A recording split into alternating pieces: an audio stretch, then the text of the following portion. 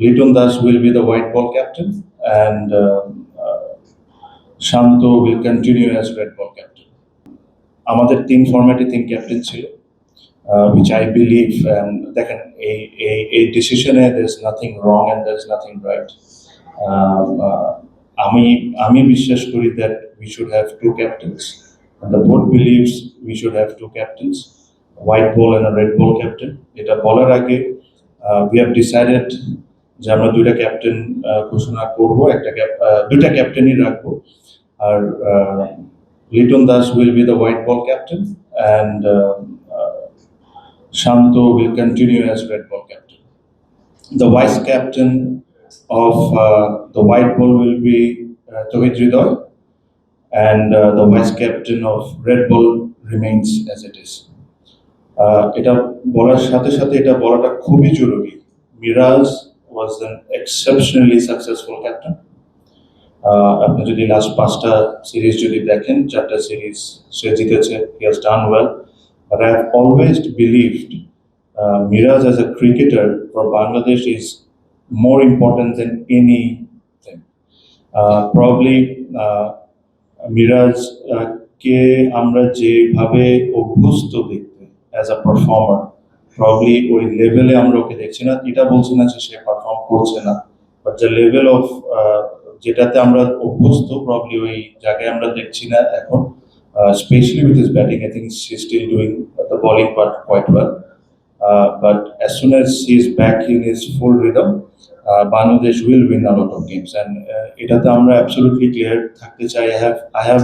I had a discussions with Miraz. He understands the point. আমাদের যে প্রসেসটা maintain করা উচিত ছিল, আমি তার সাথে কথা বলেছি, I explained, he explained, সবকিছু বুঝে, and in agreement from both the side, we have decided this. Again, I have full respect for Miraz, and Miraz in the coming years might get the leadership opportunity again. I'm pretty sure he might get the leadership opportunity again. So বাংলাদেশের টিমের পক্ষ থেকে, বাংলাদেশের cricket বোর্ডের পক্ষ থেকে, the service that he has given for a limited time for as a captain, আমরা এটাকে খুব appreciate করি, and whatever capacity he has given it all, and we have only love and respect towards him. And going forward, the new white ball captain and the test captain, as we wish them very well. এখানে তিনটা ক্যাপ্টেনের একটা বড় concern, যেটা আপনারা recent টাইমসে দেখেছেন, যে কারণে আমি তিন ক্যাপ্টেনের পক্ষে না, বেসিক্যালি দেখেন রিসেন্ট টাইমসে যে একটা ইনজুরিজ হয়েছে, অনেকগুলো ফাস্ট বোলার্স ইনজুরি হয়েছে। এখন যখন আপনি তিনটা ক্যাপ্টেন থাকবে, প্রতিটা ক্যাপ্টেন তার ফরম্যাটে কিন্তু চাবে তার বেস্ট পেস বোলারকে খেলাইতে, সে ওটা ডিমান্ড করে, সেটা চায়। সো এইসব ধরনের অনেক ইস্যুসই ফেস করতে হয় when you have three different captains. Now when you have a white ball and a red ball captain, I think they can plan according to it and then go further. After Zimbabwe, আমার সাথে পুরো coaching staff plus all প্লেয়ার্সের সাথে meeting হয়েছে। আমি তাদেরকে একটাই message দিয়েছি আমাদের বোর্ডের পক্ষ থেকে, যে you should have a 6 months plan, যে 6 মাসে আজকে এখান থেকে কোন জায়গায় বাংলাদেশ ক্রিকেট টিম থাকতে হবে, এই জায়গায় এই পুরো একটা প্ল্যান রেডি করে আমাদেরকে দাও। এটা আমাদের বোর্ডের সাথে ওটা অ্যালাইন থাকতে হবে, বিকজ বিগত অনেক সময় বোর্ড আর প্লেয়ার্সদের মধ্যে সামহাও একটা ডিস্টেন্স থাকতো।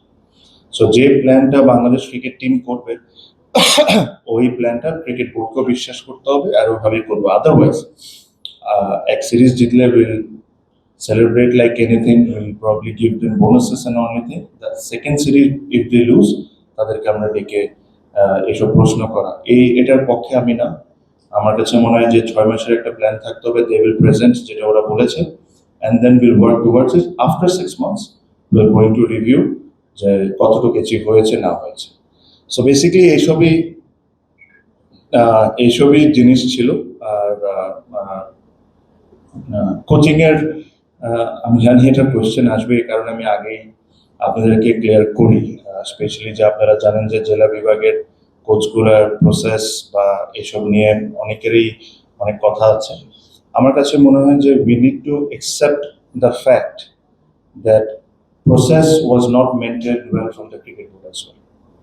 কারণ যখন আমি ওই সময় দেশে ছিলাম না, আর আমি গেম ডেভেলপমেন্টের চেয়ারম্যান ছিলেন, উনিও হয়তো বা দেশে ছিলেন না, বাট আমি ছিলাম না দেশে। সো আমি এসে এটা নিয়ে লাস্ট 2-3 দিন আগে বা তার আগেও মানে আরো 4-5 দিন আগে আমি এটা নিয়ে বসে পুরো জিনিসটা শুনেছি যে কি প্রসেসের মাধ্যমে হয়েছে কি না হয়েছে। সো ডেফিনেটলি আমার কাছে মনে হয় যে process was probably not maintained clearly, and process কি ক্লিয়ারলি মেনটেন করা হয়নি এটা এটা জানাটা খুব জরুরি।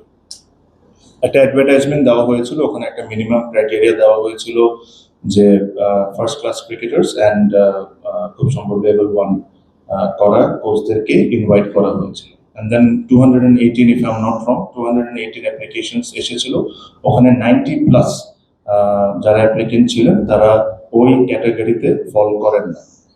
তো তাতে ইন্টারনালি ওনারা ডিসিশন নিয়েছেন যে তাদেরকে অ্যালাউ করা হবে। এখানে আমার কাছে মনে হয় যে আমাদের ভুল ছিল, বিকজ এরকম আরো 10 জন, 15 জন, 20 জন তো থাকতে পারে যারা ওই ওই অ্যাডভার্টাইজমেন্টটা দেখে যখন ওই ক্যাটাগরিতে ফল করছিলেন না তারা ওইটা দেখেই অ্যাপ্লাই করেননি হয়তোবা।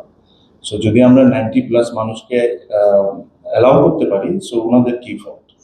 সেকেন্ডলি, আমার কাছে মনে হয় যে রিটেনে যে পরীক্ষাটা হয় অ্যান্ড দেন অবভিয়াসলি প্র্যাকটিক্যাল, আমি রিটেনে তাদের অবশ্যই অবশ্যই বেসিক নলেজ থাকতে হবে, বাট সাথে এটা কিন্তু ক্রিকেট বোর্ডেরও দায়িত্বের মধ্যে পড়ে তাদেরকে এডুকেট করা। আমরা কি তাদেরকে এডুকেট করেছি for number of years? Probably not.